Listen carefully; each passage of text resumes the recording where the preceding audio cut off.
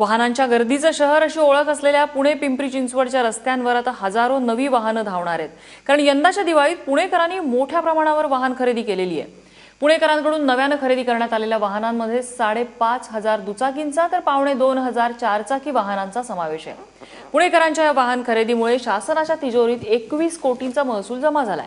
दिवाळीतल्या वाहन खरेदीनंतर पुण्यातल्या वाहनांची संख्या आता 30 लाखांच्या घरात पोहोचली आहे। लोकसंख्येच्या तुलनेत ही संख्या फारच जास्त असल्याचं समजतंय।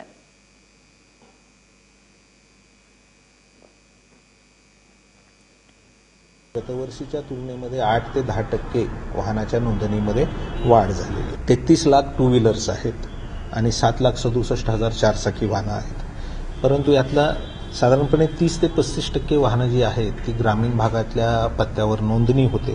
त्यामुळे शहरामध्ये वापरली जाणारी आणि शहराच्या पत्त्यावर नोंदणीकृत असणारे अंदाजे वाहन संख्या 30 लाख आहे पुणे आणि पिंपरी चिंचवड मिळून। यापैकी 23 लाख दुचाकी आहेत आणि साधारणपणे 5.5 लाख चारचाकी।